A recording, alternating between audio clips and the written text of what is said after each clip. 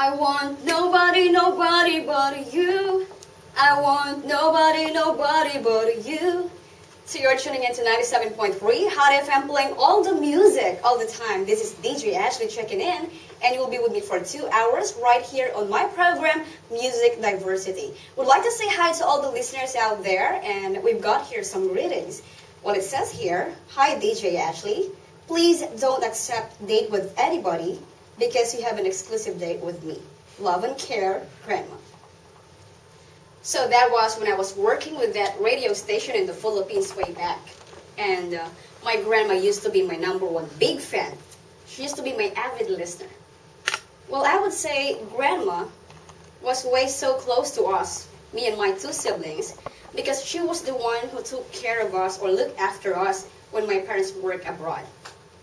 And that when we were still little, she was so nice. I would describe her as a very jolly grandma, so energetic because she doesn't get tired doing a lot of things. Like she cooks for us, do the laundry, and at the same time, she still managed to give us bedtime stories at night.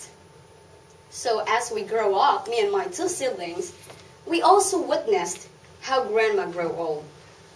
When she was in her 50s, she got stroke, and that affected her speech and at the same time her sense of hearing.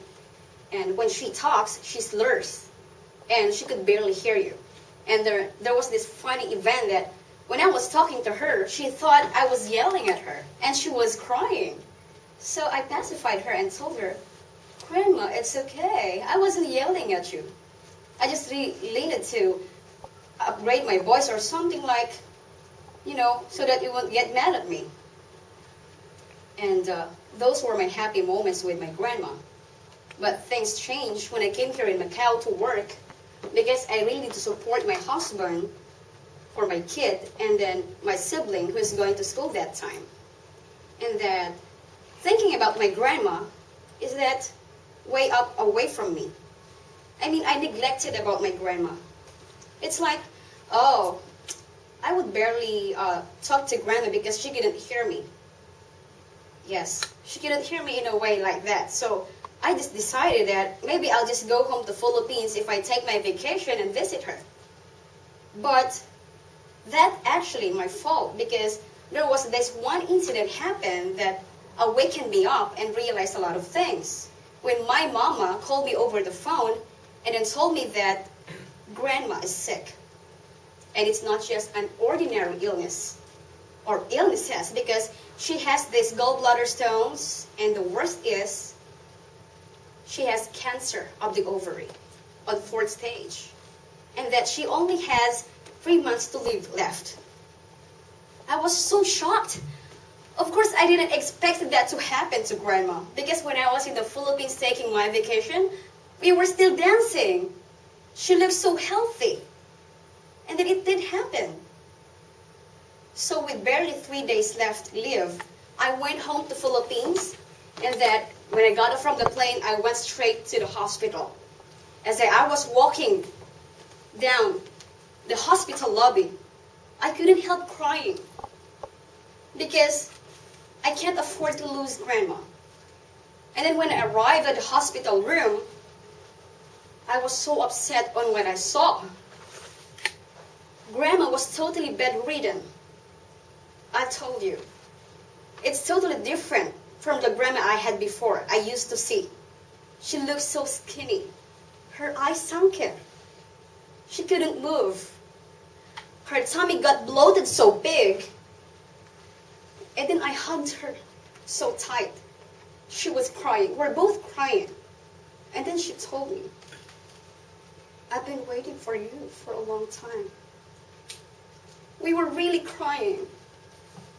And then at that moment, I was thinking, why is it life is sometimes unfair? I was even wishing maybe I could swap situation with Grandma because for me, I could bear more the pain rather than saying my grandma bedridden and agonizing with pain. And that 3 days leave got extended up to 1 week. And I saw the deterioration with Grandma's health. She can no longer move, she doesn't eat, and she barely talks. and her tummy got bigger, like as if it will explode any moment. Yes. And then on the day of my flight, because I really needed to go back here in Macau to work for my family, as I bid goodbye to Grandma, I hugged her tight, very tight, like as if it will be my last day with Grandma. Because I could feel in my heart that any time she will leave us. And then she whispered to me, maybe the next time you come back here, you will no longer see me alive. And it did happen. A few days after that, my sister texted me and told me that Grandma already passed away. Fellow Toastmasters, guests, it's not every day that we get to see our loved ones doing okay or in good health.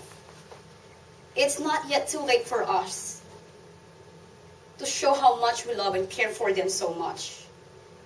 I realized a lot of things when I lost my grandma, and when I had a difficulty dealing with my son. Because when my son came here in Macau with his papa to spend vacation with me, he was like, in as much as I would love to hug him tight, he would push me and would tell me, I don't like you, Mama Dada. I don't love you neither. And it hurts me the most. But I couldn't blame him for that, because he was barely 8 months old when I left him so that I could work for him. That scenario really hurt me. But I did my best to reconnect with my son. So I did a lot of things just to catch his attention. And after that, after a few days, he would always tell me, oh, I love you, Mama Dada. And then over the phone, he would tell me, I miss you so much. You too. You can reconnect with your loved ones. In the end, you will not regret.